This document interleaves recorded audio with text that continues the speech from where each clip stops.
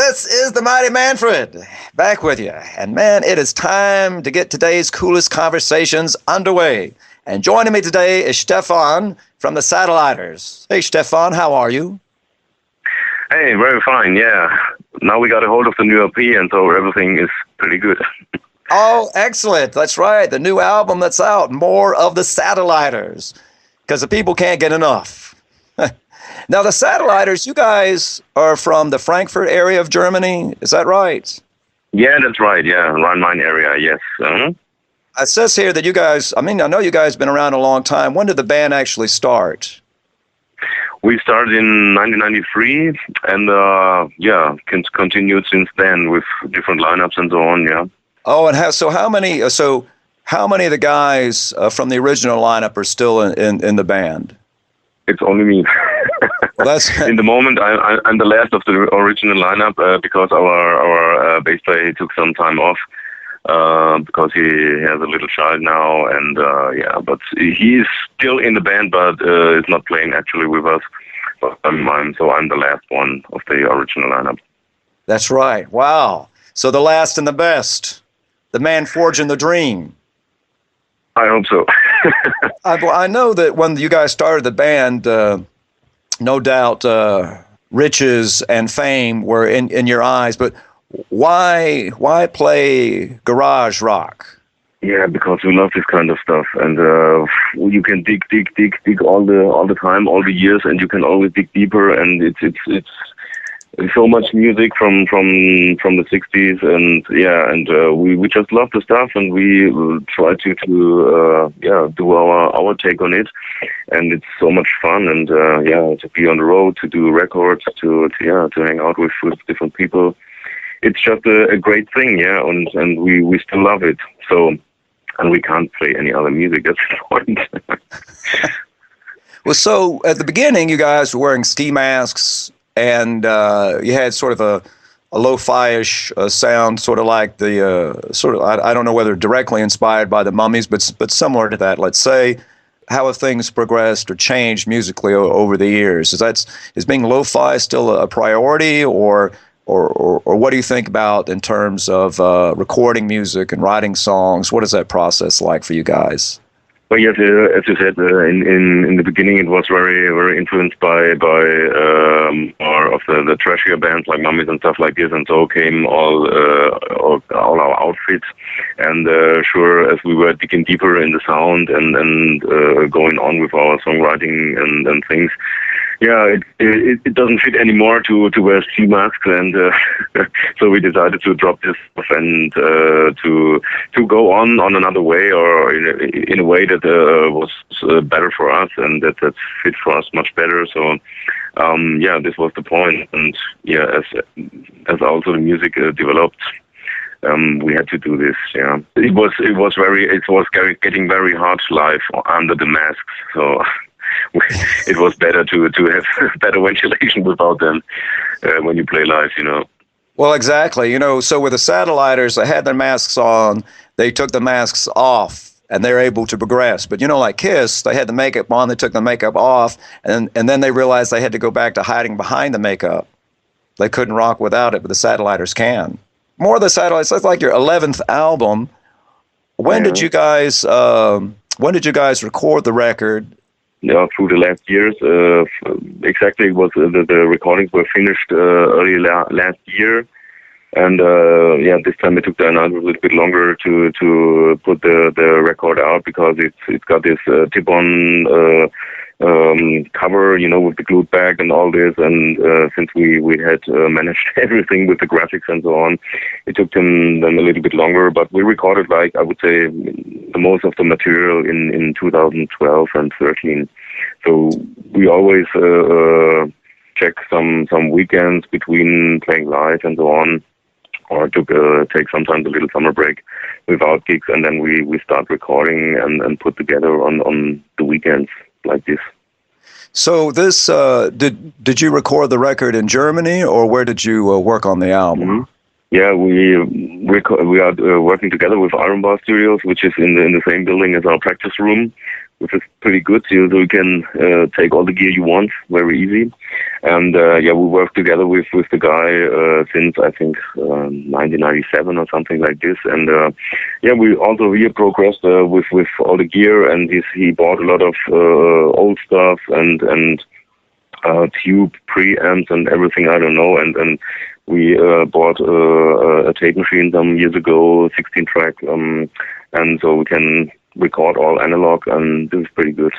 Excellent. And so we spoke already about initially you guys having sort of a mummies or a lo-fi sort of thing. Are you familiar with the Miracle Workers? Yeah, sure, definitely, yeah. Do you think it's a valid comparison to say some of your more recent material sounds like the Miracle Workers, or do you see or do you not agree with that?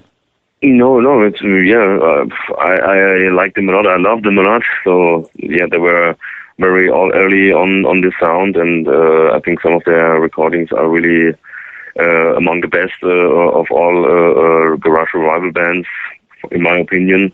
And so, sure, yeah, it's great if there's a comparison like this, if we can get a little bit closer to bands like the Miracle Workers and all stuff, yeah, it's okay. But we always take different takes, you know. Sometimes it sounds more like this, and it sounds more like the old bands. There are so many influences because we do not limit us only to listen to old bands or original stuff.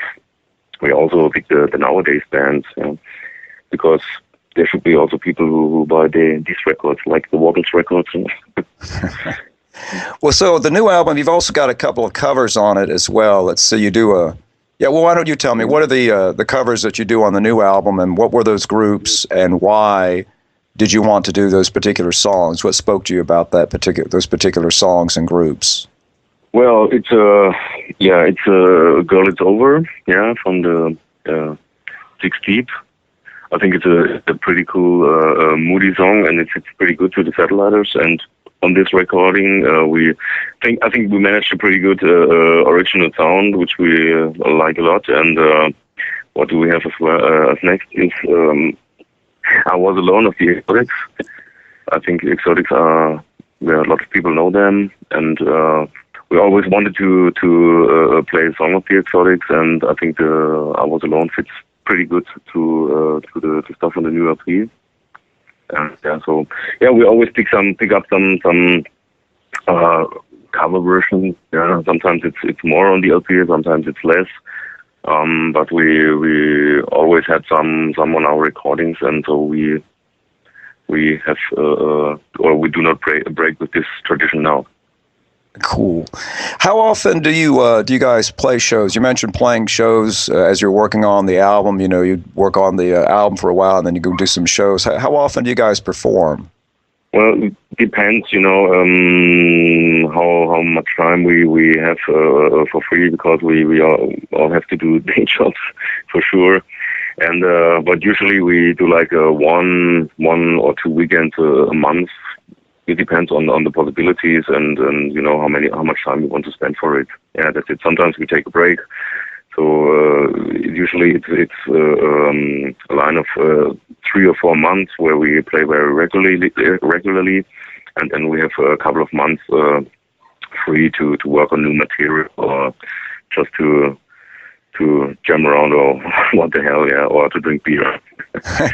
Where in Europe are your where in Europe is it the best to play, do you think? Well, I think in the last years there are many cool places, new places in Europe to play, as you surely know. But I think it's pretty good in Spain. Spain is there are so many great people and enthusiastic people. And I think this is really, for me, it's the best in the moment. Well, you have to forgive me. I'm not sure. I don't think you guys have played the U.S. before. Maybe a festival. Have you played in the U.S. before? Yeah, we played in the first time in 1997 on a West Coast tour, and then we had a short tour in California in 2005. Was like 4 or 5 dates, And the last time we played in the States was in New York in 2007. It was at the Keystone Festival together with the Sonics and other cool European bands like the Urges or the Staggers. Well, it's funny you mentioned the Urges. That's the band from Ireland, right? Yeah, that's it, yeah. Mm-hmm. Well, I saw those guys at South by Southwest several years ago, and they told me that they almost didn't get to come to the U.S. because two of the band members' mothers did not want them coming to the U.S. because they were certain that their sons would be shot, especially if they went to Texas. So, since the times that you've come to the U.S., have you ever felt like somebody was gunning for you? No, I don't have this feeling. I think it was pretty good. A lot of people, we are doing this so long, and we know a lot of people from everywhere, and it's always great to meet the guys, especially Lee Joseph. As we work with Dionysus Records since 1996. Yeah.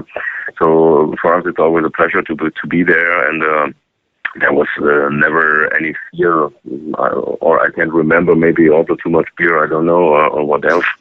But it was cool. We only had one thing. We were invited for the Festival in 2001, and it was just right after 9/11. And at this time around, we decided to or not to go. So okay, but I think those reasons were obvious. Yeah. So I'm hoping that you guys will play here again sometime soon, and I can check you out, because all those times you listed you were over here, like playing on the West Coast. I wasn't. Now I live in Los Angeles, but I was on the West Coast then, and the other festivals and stuff, I was gone. So I look forward to seeing you guys, whether it's somewhere here stateside, or maybe we can play together sometime overseas. Stefan, thank you so much for speaking with me today, having the coolest conversations with me. And we're going to go out on another song from more of the Satelliters. We're going to go out on the tune It's Gotta Be You, right here in Little Steven's Underground Garage.